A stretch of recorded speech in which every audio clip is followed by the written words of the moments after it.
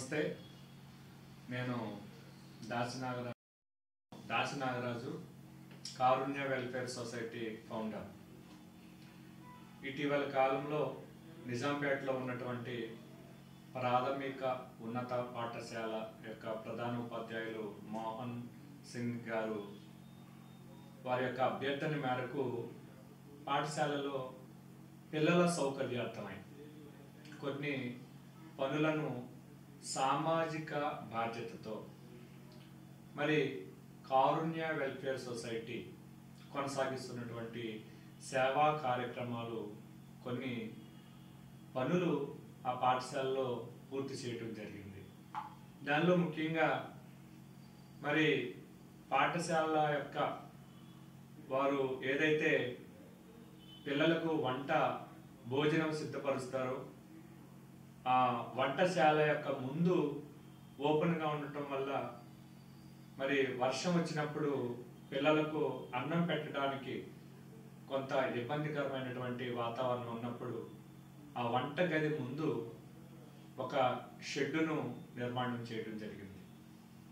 అంతేకాకుండా ground floor నుంచి second ఫ్లోర్కు వెళ్ళడానికి ఉన్నటువంటి మెట్లు అన్నీ కూడా గోతులు గొప్పులు ఉండటం వల్ల, అంటే సర్ఫేస్ అంతా కూడా ఈవెన్గా లేకపోవటం వల్ల పిల్లలు పైకి వెళ్ళేటప్పుడు చాలామంది పడిపోతున్నారు, తద్వారా వారు గాయాల పాలవుతున్నారు అని మా దృష్టికి రావటం జరిగింది. అందువల్ల కింద నుంచి అంటే గ్రౌండ్ ఫ్లోర్ నుంచి సెకండ్ ఫ్లోర్ వరకు ఉన్నటువంటి మెట్లను సర్ఫేస్ను పూర్తిగా ఈవెన్గా చేసి దాన్ని ప్లాస్టరింగ్ చేయించడం జరిగింది.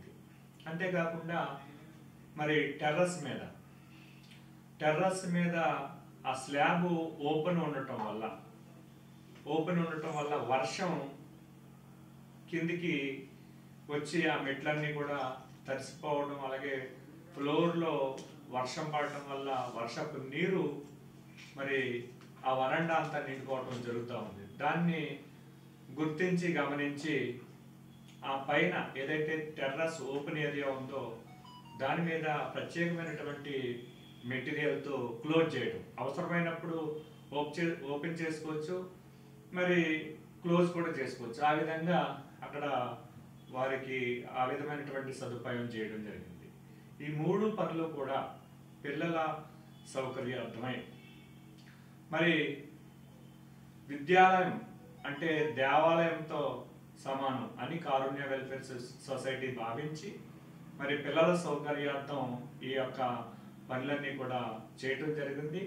కారుణ్య వెల్ఫేర్ సొసైటీ సామాజిక సేవా కార్యక్రమాల్లో ముందుండి ప్రజా సేవ చేయటానికి నిస్వార్థంగా పనిచేస్తుంది కాబట్టి దీన్ని మరి ప్రజలందరూ కూడా గుర్తించి కార్పొరేషన్లో ఏదైతే మోటో ఉందో కారుణ్య వెల్ఫేర్ సొసైటీ యొక్క మోటో ఏదైతే ఉందో, లక్ష్యం ఏదైతే ఉందో, సామాన్య పేద ప్రజలకు సేవ చేయాలనే ఒక లక్ష్యం ఏదైతే ఉందో దానికి అందరూ సహకరించాలని కోరుతూ సెలవు తీసుకుంటారు.